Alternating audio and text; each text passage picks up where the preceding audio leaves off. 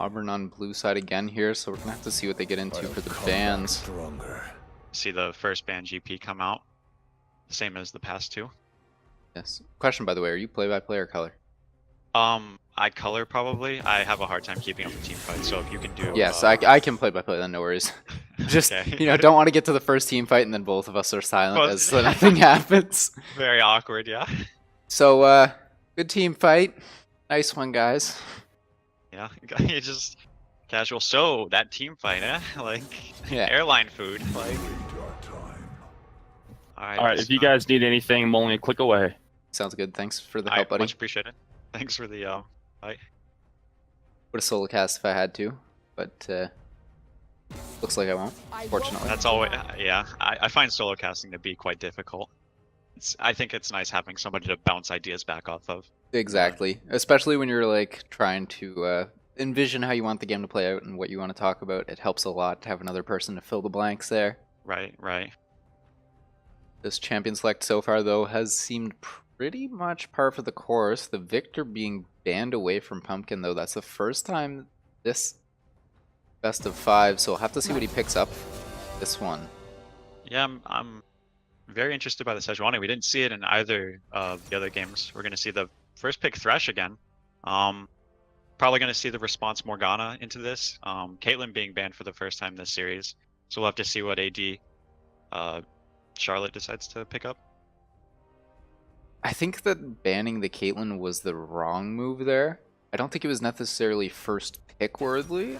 The Thresh has been first pick in each game so far, but the Caitlyn Morgana as a combo as your second rotation is just so strong that I can't see why you wouldn't want to leave that open for yourselves. We're gonna go with the Swain though. I can understand why they maybe dropped the Alistar ban with Thresh being a contested pick, but I definitely would agree in that the AD ban in Caitlyn is maybe not the right move. But we're gonna see Jhin come out here. Okay.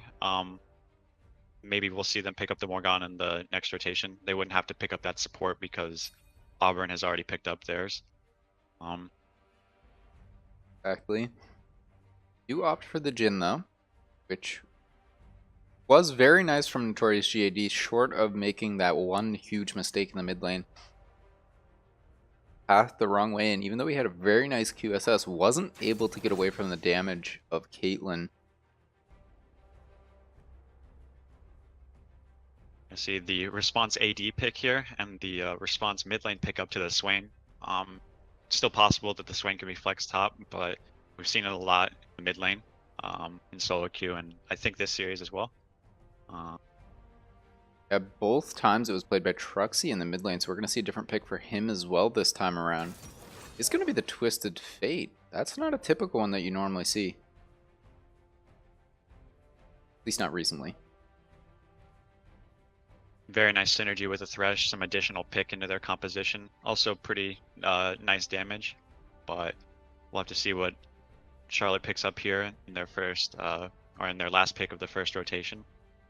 I think expect to see the Morgana, but no, we're going to see the Tahm Kench here. Very anti-pick as well. That's really nice. I like this, I like this. So now we're going to see either some jungle bans or some top lane bans. We'll have to see what each team decides to hammer down on here. Alright, hear me out. Conspiracy theory strat here. It's actually Twisted Fate jungle, and they still have yet to pick their mid lane. Oh, the mind games here. Or Ezreal jungle. Could still be that, because I believe that still does work to some extent. I believe it does. Actually, I mean, I don't think it got weaker with the rune changes or anything. He did like receive that. some nerfs, specifically because of the Kleptomancy, but I think it still works with Dark Harvest. Or Electrocute or whatever you can come up with in the jungle. But we're going to see the Zac ban here from Charlotte, and the top lane ban focused with the Gnar from Auburn. I do really like that pickup of the Tahm Kench for Charlotte. It feels very good to pick it against both the Twisted Fate and the Thresh there.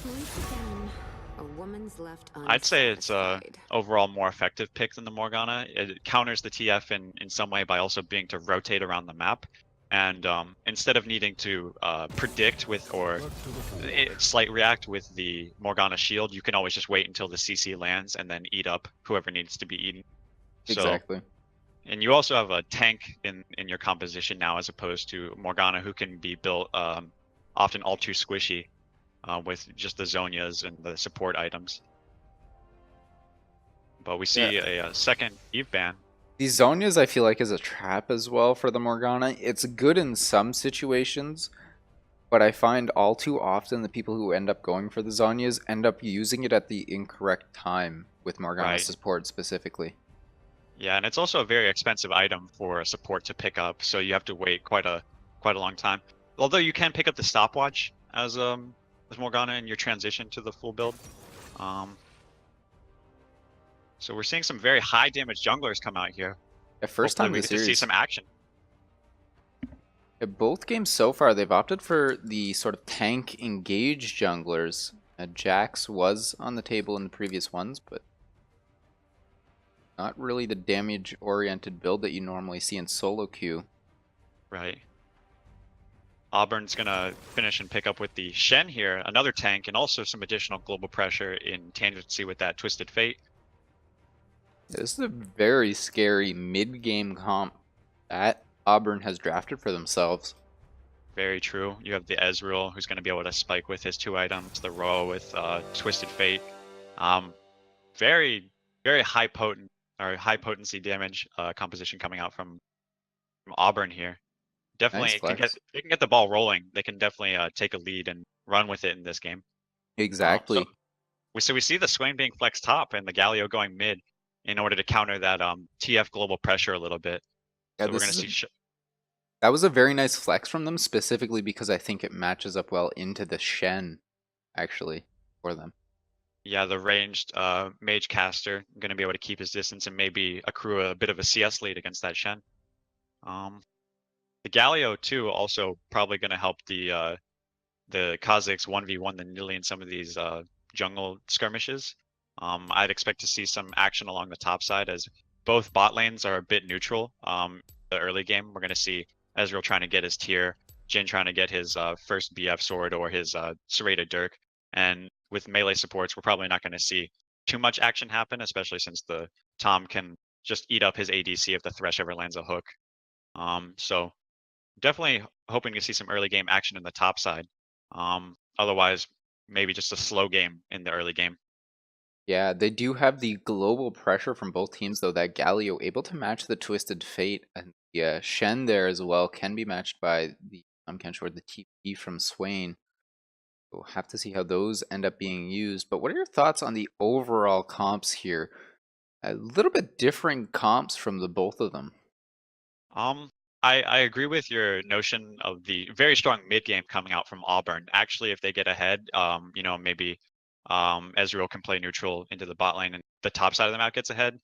Hopefully TF and Shen could like pile down into the bot lane around the mid game and get the entire map snowballing.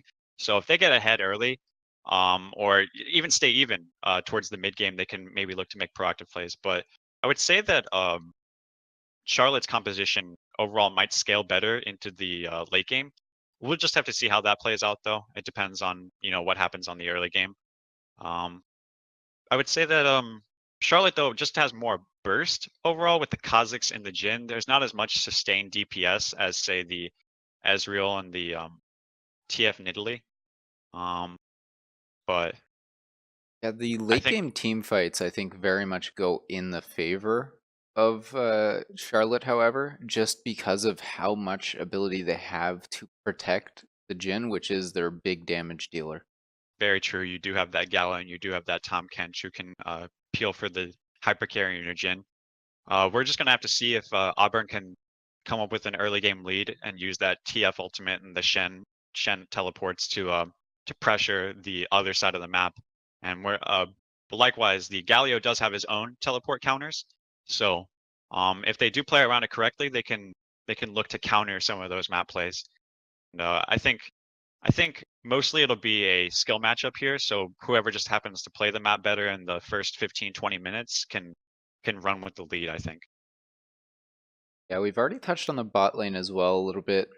Should just be kind of a, not necessarily snooze fest, but it'll be hard for either team to make sort of an engage down there without help from the jungler.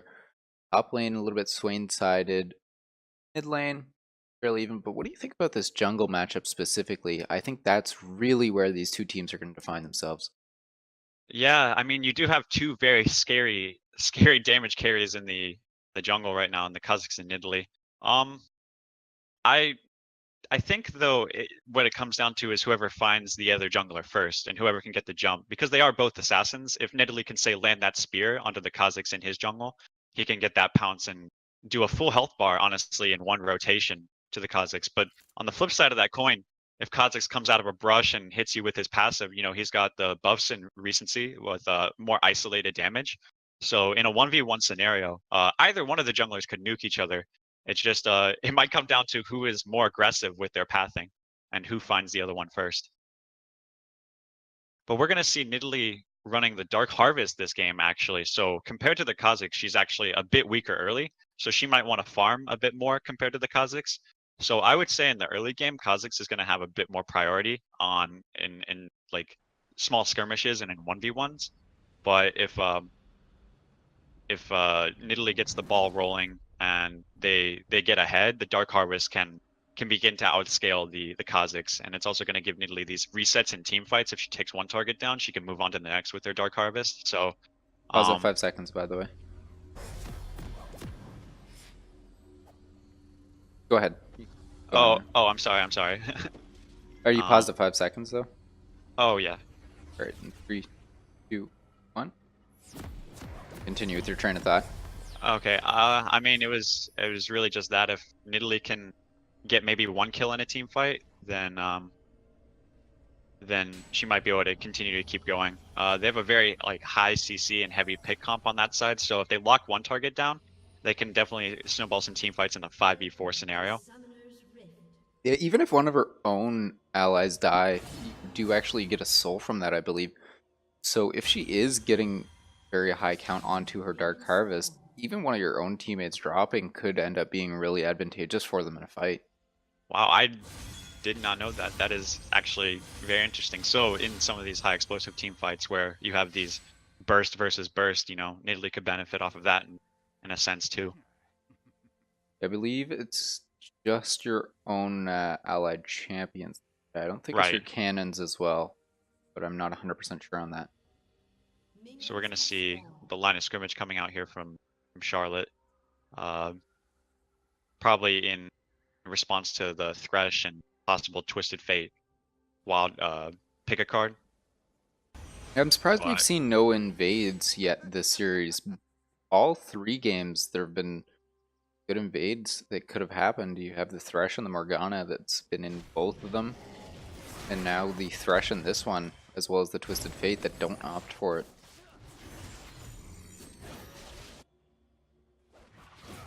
So we're going to see both of these junglers start bot side and path towards the top side.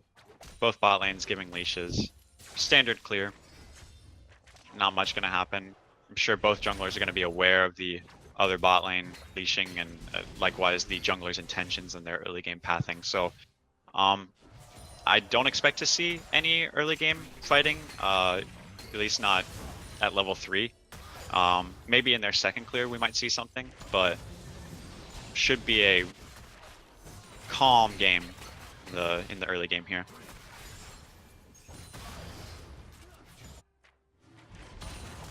Nothing too crazy going on currently. Kind of heading towards the top side with their farming path right now. Remains to be seen if they're going to look for a gank up there. Ooh.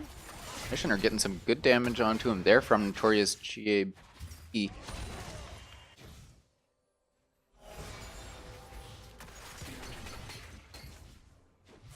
like both junglers posturing around the mid lane. Italy might potentially go in. It's actually going to try and get onto Pumpkin here. Oh, nice stop onto the Justice Punch. Is going to lock them up with the taunt. Kazakhs is here. Boxing going to go in. Pop-Tart getting extremely low from the Winds of War, but going to make his way out.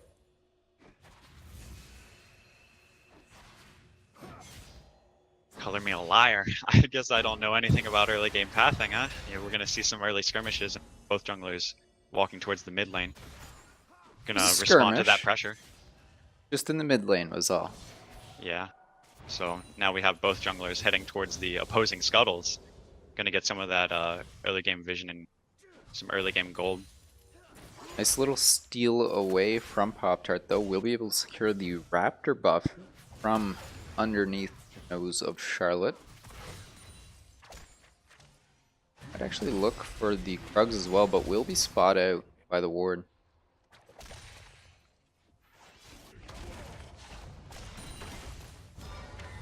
Pumpkin gonna go in. Nice Justice Punch. Gets the taunt as well. Truxie might actually fall here. He's gonna have to use the heal, just barely making his way out.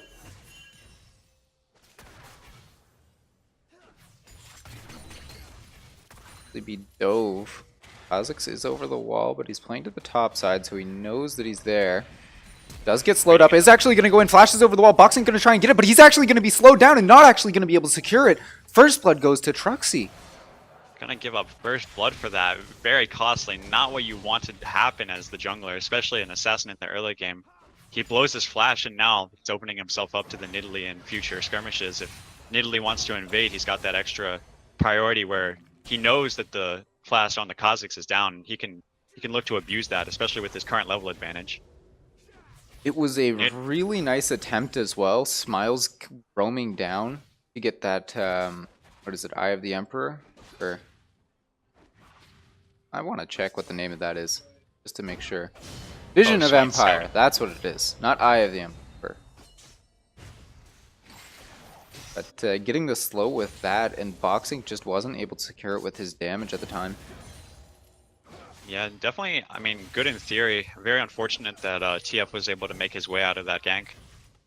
Definitely could have gotten the ball rolling, especially with knowing that that heal was down. If he had burned the flash and successfully gotten a kill, definitely could have looked to pressure that point in, but unfortunately hands over the first blood to the TF, and now he's over the wall farming these raids and potentially looking for another gank. Maybe Galio can set up the middle of the lane here. Good look for the turn. Pumpkin walking up. Does look for the Justice Punch, but it doesn't connect. Pop-Tart has recalled though. Has gotten a little bit more on this recall than Boxing was able to with his Kha'Zix there.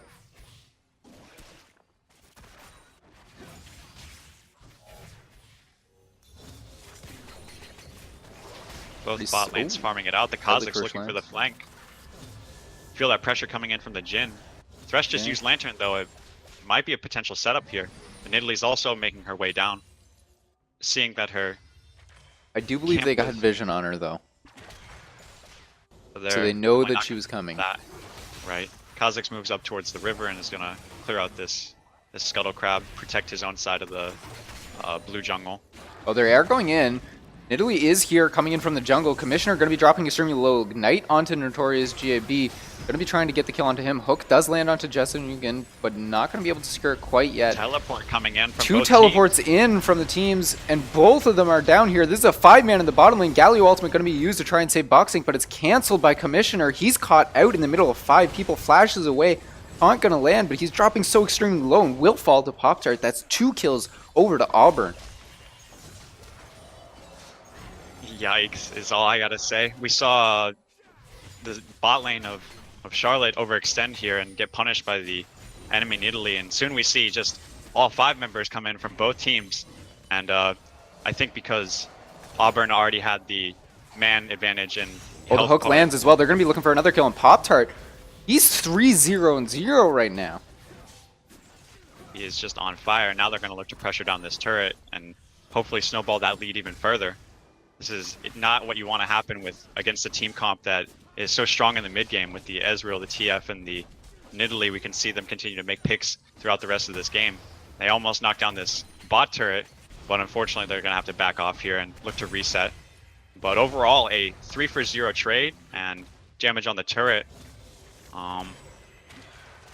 TF with his unsealed spellbook and his heal back up might be able to swap that teleport back in, and maybe they can continue to make map plays. But otherwise, they can just wait for the Twisted Fate ultimate cooldown versus the double teleport composition that is now lacking both of their teleports. But and they still I expect have them to the continue to make plays. They still have the TP on I'm Just Joshing as well. So if they did want to swap that out, they could even make a double teleport play before their ultimates are back up. That is a very good point, and they can definitely look to pressure in this bot lane that's far behind at the moment. Yeah, tower so extremely close to falling. Tear, Sheen, and Longsword picked up for Bubba Ho on that recall as well. Interested to see what the longsword goes into, possibly a Vamp Scepter or component for his Triforce. We see a lot of Ezreals go the Iceborne Gauntlet build, but I assume that since Auburn has this early game lead that they'll want to run with it as hard as they can, maybe go into that Phage for the Triforce. Yeah, the last time that Bubba did play it, he actually went for the Triforce, and he was able to just absolutely pop off in that game. He only secured he secured the kills in that game, though, when Pop-Tart was down in the bottom lane, and Pop-Tart has gotten them this time, so we'll have to see what he builds. 3-0 Nidalee with her full completed jungle item versus the Kazakhs with just a longsword. Luckily, he's going to be able to get boxing. out, but no, lands the spear. That spear, flash in! Pop-Tart going to secure the kill on a rampage now, is going to find Smiles. He might just be able to take this fight as well. So much damage on him, misses the spear. Is going to be trying to go in, hops away though.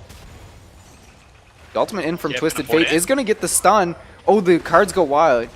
Is going to try and get him, but locked up by Pumpkin. Ultimate does pop from Smile, not going to get it on anybody. Is going to try and use the hero's entrance to get out. Is going to land on Smiles. Does try and get away. Oh, actually going to end up falling. Justice Punch, not enough. Stun comes in. Truxie going to fall to the tower, but Pop-Tart secures another kill. 6-0. Curtain Call going to come out in the bottom lane, trying to secure the kill onto Bubba, but just going to be blocked by Commissioner. Nothing going to come of it. Very good pressure from this Nidalee, taking her lead and trying to push it to the fullest, using that TF ultimate to continue pressuring on the other side of the jungle and creating these skirmishes. We saw her solo out the Kazakhs, get those double buffs, and then we see them take the 2v2 fight even after that and win that one. So an overall 3-for-1 the trade. hook lands? Oh, actually going to be caught in the box as well. Nidalee's here. Spear does hit a minion instead, but going to be going in. So much damage onto Notorious. Ignite down. Going to be secured by Bubba this time. Jessica going to be falling as well, inevitably. Given over to Bubba. That's 2 kills for him now. This is such a big lead at 10 minutes. 5k, 25% right now. That is very fearsome. We're going to see them transition into the bot turret and probably more in this dragon. We expect them to see them rotate across the map. Thresh throwing the lantern over. They're just going to walk on over to the dragon for now. Even with the current item advantage, what you see currently in the inventories of Nidalee and Ezreal is comparable to the gold that Jhin and Kazakhs have. They have an additional 2k each in their inventories that they're now going to recall with.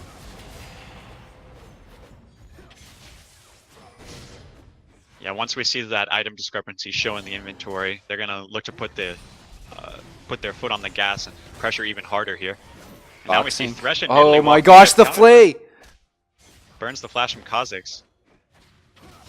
That flay was disgusting. Very good map pressure from the entire team of Auburn. A little bit of suffering in the top lane from just joshing, taking tons of proc from Smiles right now. Missing out on a little bit of CS under this tower.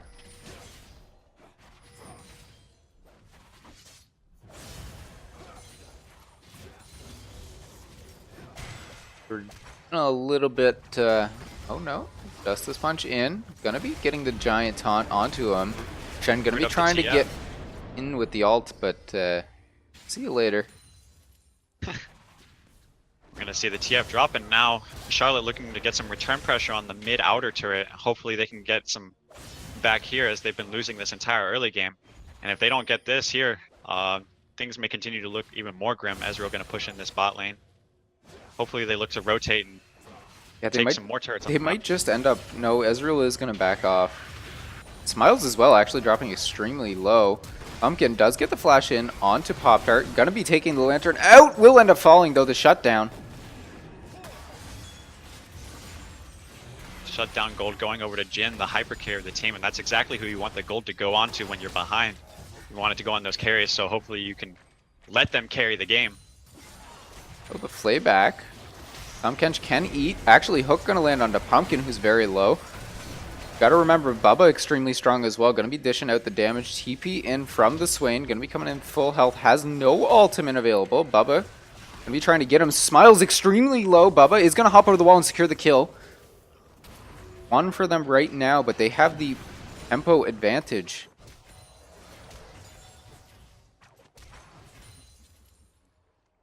Very questionable play from the Swain. He was starting to gain some pressure on that Shen, you know, pushing him into the turret. Fortunate that he Just a fade ult TPs in. Just the flayback and secured kill by Truxy. Very sad game for the if you are the Kazakhs in this case. Already losing the 1v1 matchup versus the Nidalee, and then on top of that, receiving additional pressure from the rest of the enemy team. Oh, the Tomkin ult in the top lane. Just joshing. Was looking for a little bit of cheeky damage in return, but instead gonna be tongued by Kench. Be fine now.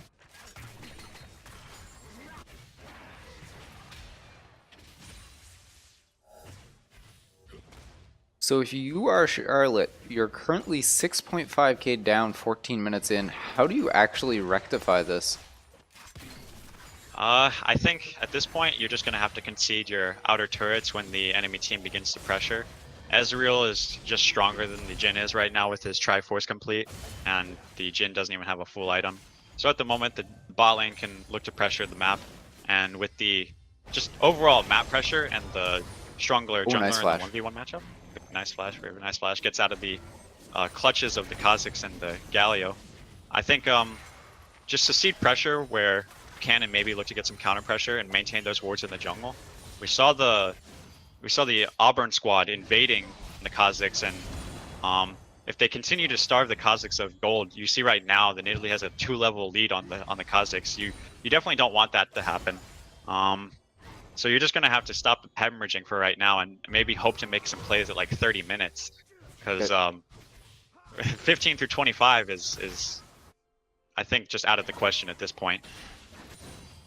I think that's incorrect. That might be 110. I'm trying to see the Dark Harvest stacks on Nidalee right now. It says 11 when I click on him. Not sure what that's supposed to be though. I think you're right. 110 sounds like it would be a alright number. It sounds like it's a bit too high for right now, but with how many kills that he's acquired, it also seems plausible at the same time. Very true, very true. I don't run that master in myself when I jungle, so I'm not familiar with the stats it can give. Pop-Tart. Spear goes wide, gonna be slowed up by the trap. Hook does land though, and that's gonna be a kill going over to Auburn. Oh, he flashes away actually. Aw, Commissioner. Kill secured.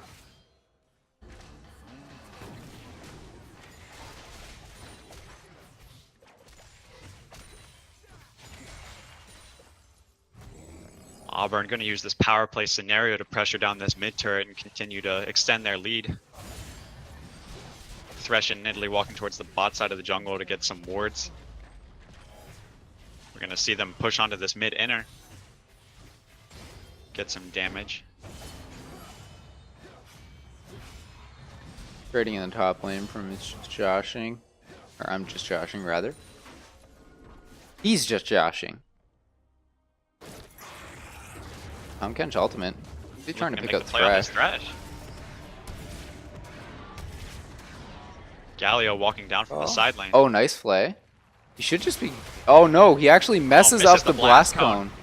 Oh, gets punished for that one. That's TF, a rough though, one. behind enemy lines, gonna have to flash over this wall. Oh, the flash for the slow. Gonna be using the ghost to get away. The exhaust coming in. Gonna flash as well. They're just trying to get away. Cleanses. They do use this... oh, Shen is here. He's going to be in the middle of them. Focus in on the Shen. I'm really surprised Pop-Tart isn't moving down. This is a free 4v5 if they actually did, but in the end, just going to trade the tower for the 2 kills.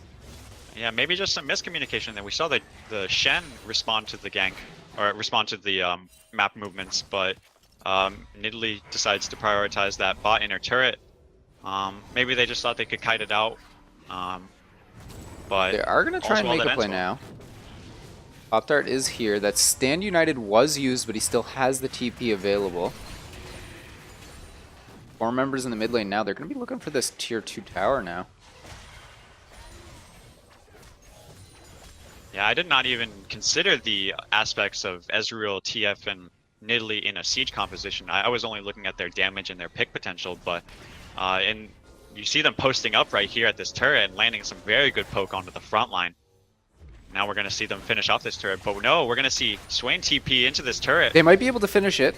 They're going to have to back off. Okay. Specifically, this sort of thing where you do have these siege comps is something that I have missed from the game. The fact that you have the ability to diversify your team comp, that's been lacking for a couple seasons now. You've really sort of had this cut and dry meta where each team has to play that style of comp or you just end up losing.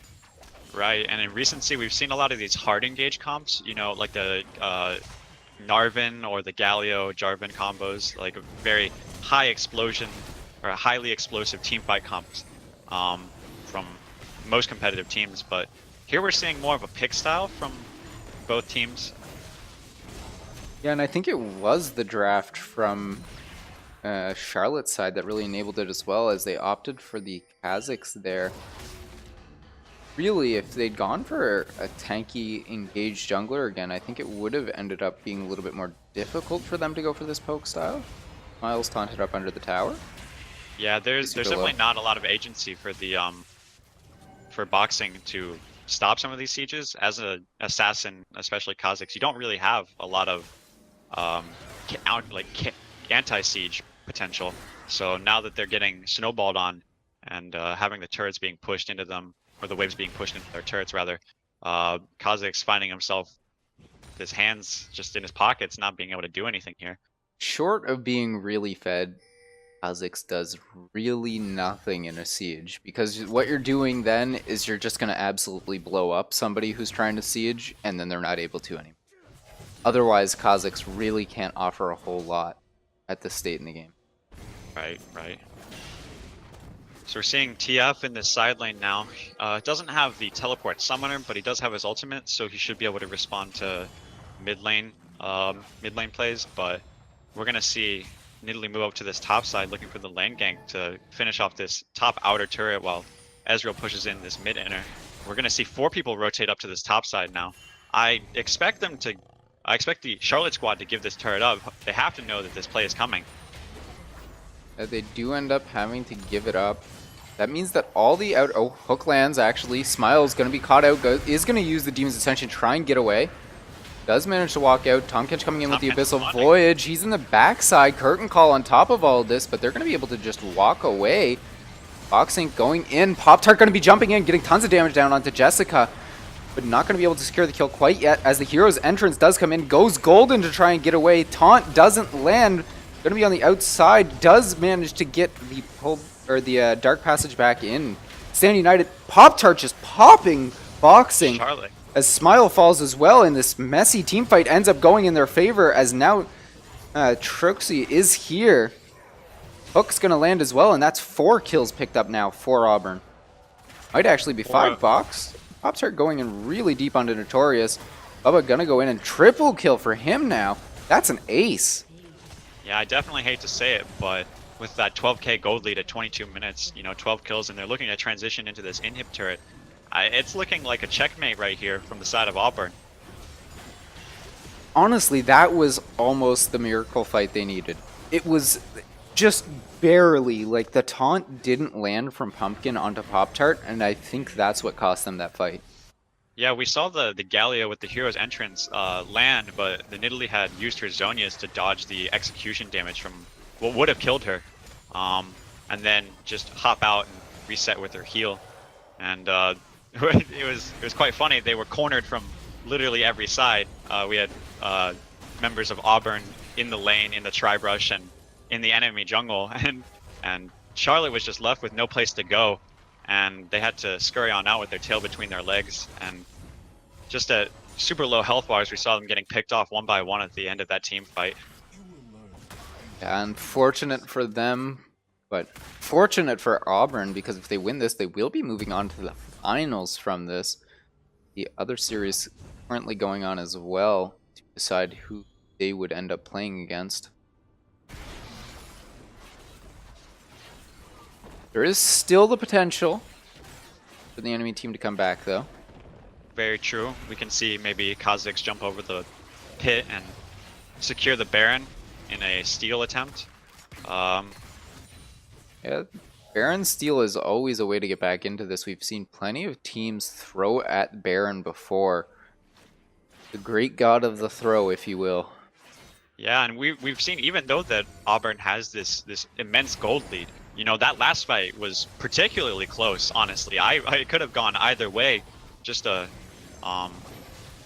lost by hairs, honestly. They are going to be trying to duo the Baron, though. Commissioner going to go over the wall and join them now. They have vision on it, so they know it's being done, and it looks like they're not even trying to steal it. Landing from I'm Just Joshing in the bottom lane. Smiles isn't even really able to fight him, and he's full tank. Doesn't even have the Tiamat that you usually see on Shen's. Is going to have to back off after the Demon's Ascension's used. Does have a ton of damage available to him. I'm Just Joshing. Going to try and get away. The Never Move not going to connect on him. Even with the ultimate popping, actually only keeps him at half health. Smiles is full, but the Curtain Call coming down. Holy crap, the damage onto Notorious GAD from Truxie is going to get the Stand United to stay alive, and they're going to be able to push into this bottom lane inhibitor. Or sorry, mid lane inhibitor. Both lanes crashing in now. Auburn looking to finish off the turret and transition into this inhib. Furthermore, move into the bot lane or potentially just take this team fight. They are looking to take it. The box comes down. The Hero's Entrance going to be used on top of them. I'm Just Joshing in a little bit deep. Pop-Tart's killing the first kill onto Notorious. Gab is going to get a double kill there, potentially looking for another. Bubba going to go in after the hook, and he's going to secure a double for himself. This is going to be the end of the game here, and this is going to be the series win for Auburn as they try and secure that final kill onto Kha'Zix. A fantastic game played by them. Very, very clean game, very fast game. Pressuring at all points when they had their lead. Definitely moving that lead farther and farther into the enemy jungle and enemy base, and they kept the pressure on, honestly, the entire game.